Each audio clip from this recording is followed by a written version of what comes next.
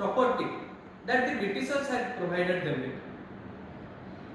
To reduce the inequalities, that is in Article 38 Clause 2, in property, the state was taking the excess land. State fixed a ceiling limit upon the lands and was taking the excess lands from these zamindars or the people who got the land rights, who were holding the land, excess land, and distributed it among the people, general people. But they at that time taking away means what is that? Going against the fundamental rights of the public in general. It was right, property was then a fundamental right. Therefore, the state was not able to enforce its idea in distributing the land, excess land to the public. Then, in the first constitutional amendment, the Article 31A was introduced in the Constitution of India. It is also Article 31A is a fundamental right now also. That mentions in it certain aspects of acquisition of estates that is saved, means that cannot be challenged in court, being in contravention with Article 14 or Article 19 or say Article 13 also. That says Article 31A of the Constitution says that it saves 5 categories of laws from being in contravention with Article 13, 14 and Article 19. What are those 5 categories of laws? They are acquisition of state by state, taking over of management of property by state, amalgamation of corporation, extinguishment or modification of rights of directors and shareholders of corporation. And what was the purpose behind this? It is social welfare, and this is subject to payment of a compensation at a rate that shall not be less than the market value of that property being acquired. This implies that now the state can acquire properties of public on the grounds of social welfare, on the grounds of public projects, to make schools, to make railway stations, to make public parks.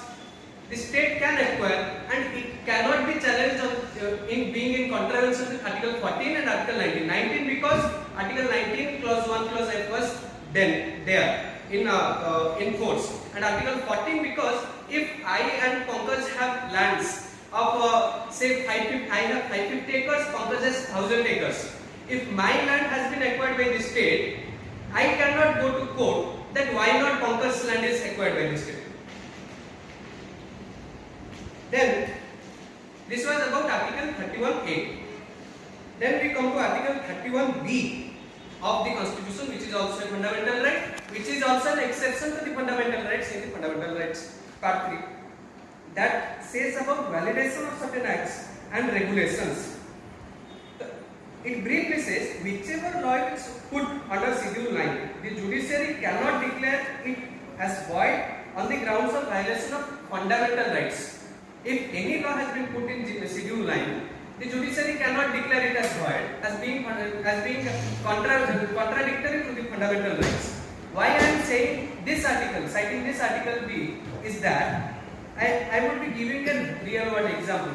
You would be knowing about the Mandal verdict, Indra Sani and others versus Union of India, in which the Supreme Court set up the maximum reservation limit up to 50%. But in Tamil Nadu, the reservation now is 69%. How? But in contravention to the I am reading this. In contravention to the Mandal verdict, the state of Tamil Nadu has 69% reservation. This was done by getting the assent of the president and putting the bill naming the Tamil Nadu backward classes, scheduled tribes, reservation of seats in educational institutions, and appointments or post in services under State Bill 1993. This bill was put under Schedule 9, by which they they can get the reservation up to 69%, and it cannot be challenged in the court on being contravention to the fundamental right. And this fundamental right is Article 16 Clause 4. Then another article, Article 31, is giving effect to certain directive principles from being in contravention of Article 14, Article 19. Means now the state can make laws upon directive principles, laws upon equal paper, equal work, laws upon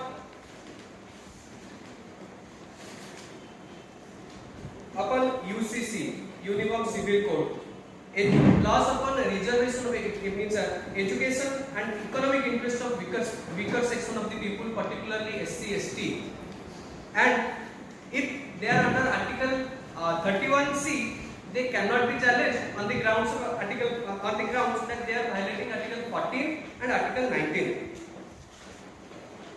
Now it was about the nexus of Salus Populus Suprema Lex and the Constitution of India. Also, I am mentioning certain case laws in state of UP versus Kausalya. Article 19 Clause 1 Clause D and Article 19 Clause 1 Clause E for the prostitutes was in question. It was held by the court that right to movement of prostitutes may be restricted on the grounds of public health and in interest of public morals. In Sodan Singh versus New Delhi Municipal Corporation, it was held that hawkers have no right on public street out of necessity.